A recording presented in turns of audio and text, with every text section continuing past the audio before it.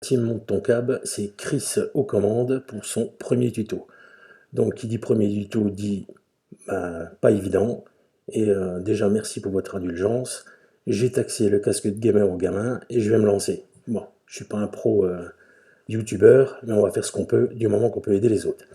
Donc voilà, j'ai pour quelques membres du groupe déjà créé ce que j'appelle des gabarits PSD, des gabarits Photoshop pour la création de leur déco de PinCab. Et j'ai créé dernièrement pour Samuel un gabarit un peu plus simplifié pour les gens qui maîtrisent un peu moins Photoshop.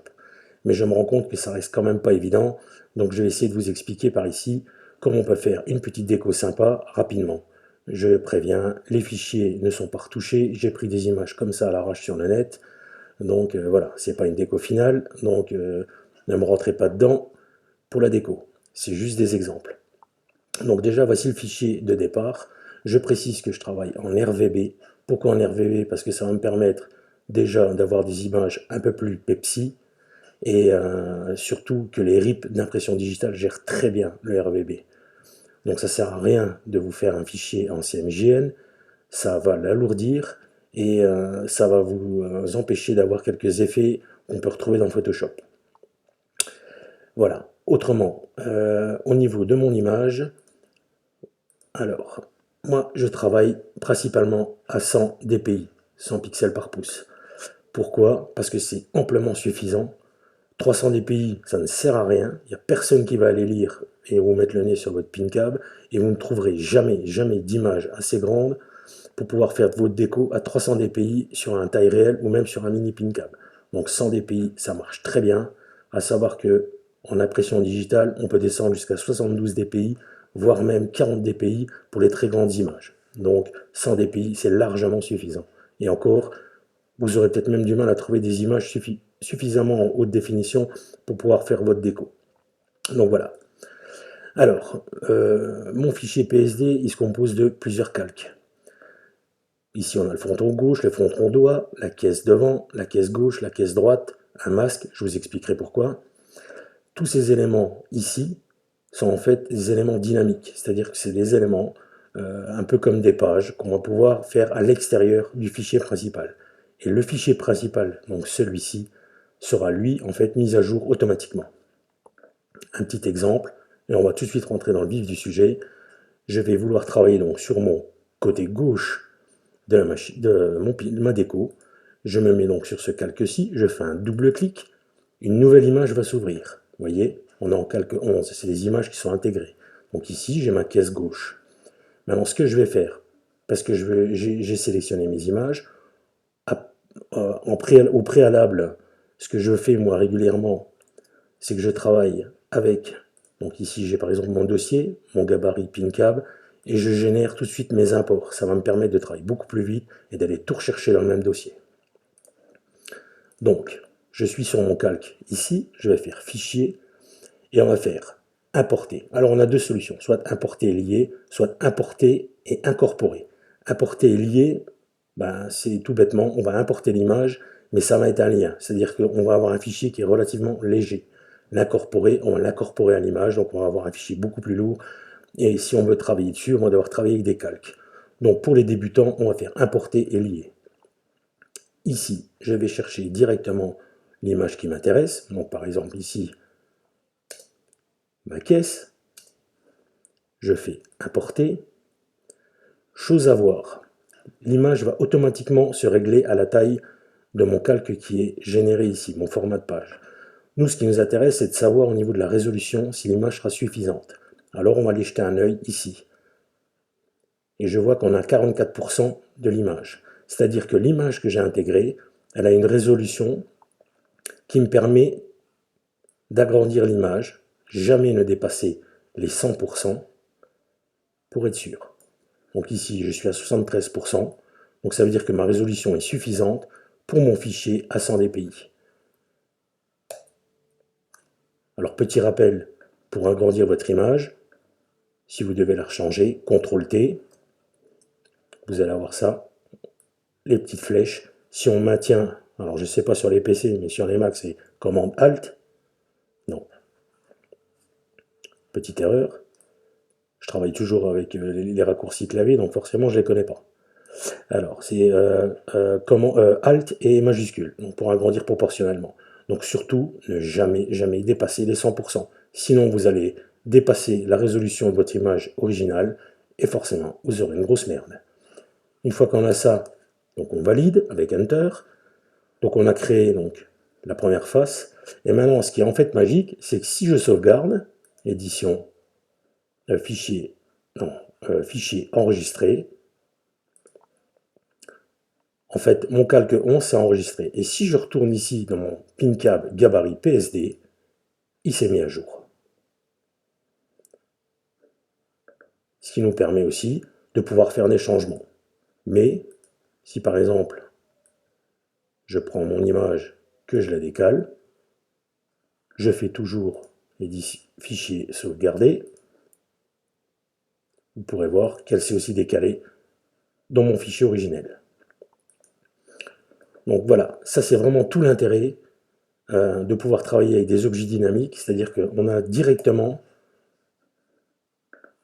le résultat sur le fichier principal et on n'a pas rajouté de calque. On n'a que nos calques d'origine. Donc on ne se retrouve pas avec une multitude de calques où après à un moment donné on n'arrive plus à sortir, à savoir qui et où et quoi et qu'est-ce. Donc voilà, j'ai fait mon côté gauche, je vais taper le côté droit. Donc je clique ici côté droit, double-clic, pareil, même chose, fichier importer et lier. Donc vraiment pour les débutants, préférez travailler sur importer et lier, c'est vraiment plus facile. Je vais chercher mon deuxième fichier, importer. Donc ici on a bien les poignées, on contrôle la largeur et la hauteur, on est à 33%, donc on peut l'agrandir. Là je suis encore, voilà, j'ai même pas dépassé les 100%, donc c'est-à-dire que j'aurai une très bonne résolution au final. 100%, ça voudra dire qu'en fait mon image est adaptée à 100 dpi sur le fichier d'impression final. Mais dans l'absolu, si vous respectez moins de 100% ou moins, vous serez toujours bon. Pareil ici, tac, enregistrer. Oh, j'ai du mal. Et on peut voir que c'est aussi mis à jour sur mon fichier là. Maintenant, l'intérêt qu'on a avec justement incorporer des fichiers, ici par exemple ACDC ne me plaît pas trop, je l'aime pas en bleu, d'ailleurs le visuel est un peu dégueulasse quand même, il faut l'avouer. Donc je fais un double clic, je me retrouve donc sur mon fichier calque 11, et ici donc en fait j'ai mon fichier avec l'image, mais je veux la modifier. Donc en fait ici on a modifié le contenu, donc on peut le voir ici. Si vous n'avez pas cette fenêtre là, vous allez simplement dans fenêtre, propriété, elle va s'afficher, et vous pourrez modifier le contenu. Donc quand je vais le modifier, il va m'ouvrir l'image originale. Donc j'ai l'image originale ici. Je me dis, le bleu, c'est dégueulasse. Alors on va faire du très simple. On ne va pas rentrer dans du gros tuto Photoshop. C'est juste pour vous expliquer et vous montrer la facilité de travailler avec des objets dynamiques. Pareil ici, ça me plaît bien, c'est chouette. Quoique, mais bon. J'enregistre. Je ferme la fenêtre. Déjà là, mon fichier s'est mis à jour dans mon fichier de calque dynamique. Celui-ci, je le sauvegarde aussi. Donc toujours CTRL S. Et hop, mon gabarit principal, tout est réglé. Alors ce que j'ai fait, si vous voyez par exemple, je reprends par exemple mon côté gauche. Ici, j'ai ma caisse gauche. Forcément, on a cette matière-là. Mon visuel prend tout en compte. Ce que j'ai créé en fait dans le fichier original, c'est simplement un petit masque pour que vous puissiez vous rendre compte si ça dépasse ou pas. Voilà. Pour les pros Photoshop, effectivement, ce qu'on peut faire, c'est directement des masques de fusion dans les calques d'éléments dynamiques. Mais bon, là, c'est vraiment pour les gens qui vont démarrer et qui veulent juste pouvoir claquer leur image facilement. Une fois que j'ai fait ça, je fais mon... tiens, on va faire le fronton côté droit. Hop, double-clic, toujours la même chose. Fronton côté droit, édition, fichier importé et lié. Hop. Là, j'ai mon image, elle est à 28%. Hop, hop, hop, hop, hop, hop, hop, hop. Et voilà, on se la met à 100%. L'avantage qu'on a aussi en travaillant avec des éléments dynamiques, c'est que moi ici, par exemple, j'aimerais bien rajouter un autre logo. Donc on peut très bien, en plus, rajouter un logo. Donc on va générer encore un nouveau calque avec un logo. C'est super simple. On le prend, on le déforme, on va aller le placer là-haut. Je valide. Et toujours, une fois que j'ai terminé ça, CTRL S. On retourne sur le fichier de départ. Tout est mis à jour. Maintenant, je me rends compte que le logo, c'est pas top qu'il soit là-haut. Donc je vais rouvrir mon fronton. Je sélectionne mon logo, je le déplace un petit peu, parce que je trouve peut-être qu'à droite ça peut être sympa ou pas. On sauvegarde, fichier, et tout s'est mis à jour. À savoir que quand vous aurez réalisé toute la déco sur ce fichier-là, c'est un fichier qui pourra être prêt pour impression. Après, il faudra peut-être juste le redécouper pour pouvoir faire un agencement des pièces pour utiliser un minimum de vinyle et que ça vous coûte le moins cher. Caisse avant. Hop. Fichier. Importer et lier. Là, c'est spécial pour Stéphane Braconnier. Ah, je l'ai perdu du coup. Ah, non, le voilà. Hop. Voilà, on dépasse pas trop. Une fois qu'on a fait la transformation qu'on veut, on valide simplement avec Enter. Toujours CTRL S pour sauvegarder. On retourne dans le fichier de départ et voilà, tout est à jour. Allez, on va terminer par le fronton gauche. Je pense que tout le monde aura compris maintenant comment ça fonctionne.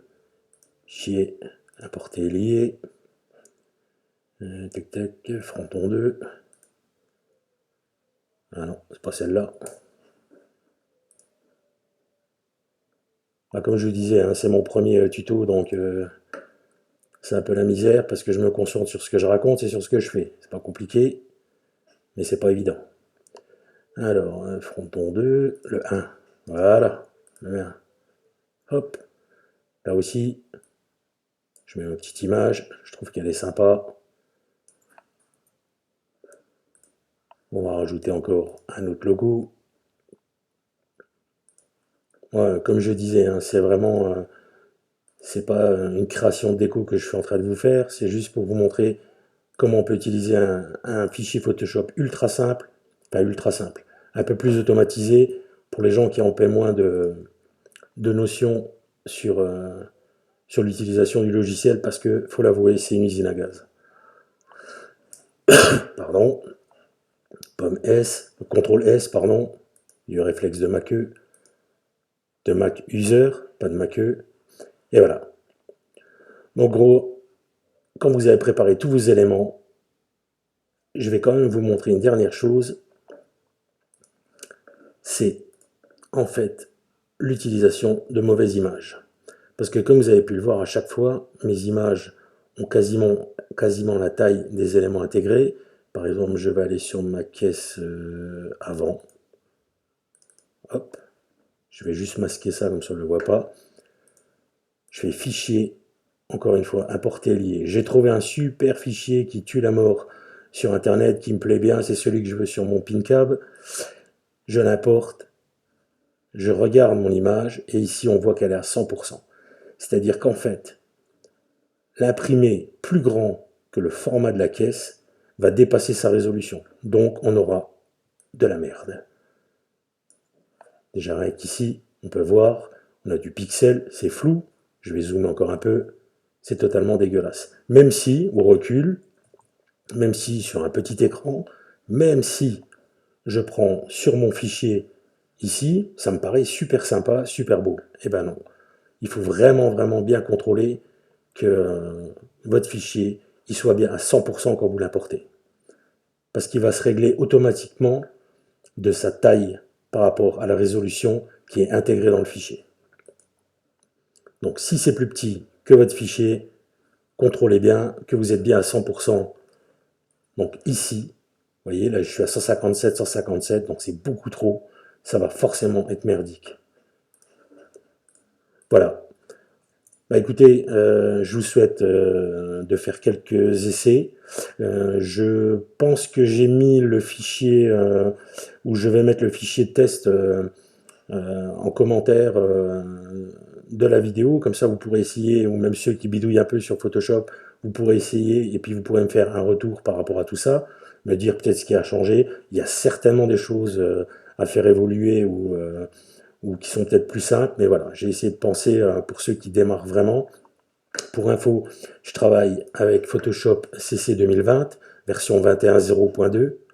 Logiquement, les fonctions que j'ai utilisées sont disponibles sur les versions plus récentes, plus anciennes, donc ça ne devrait pas poser de problème. C'est pour ça que c'est vraiment le plus simple que j'ai trouvé, et voilà. Je reste à dispo si vous avez des questions, me submergez pas, oh le nom, par MP, sinon ça va faire ding ding ding tous les 5 minutes, mais bien sûr je peux répondre à vos questions et vous aider. Voilà, sur ce, une bonne journée, une bonne déco, et vive le PinCab, et vive mon TonCab.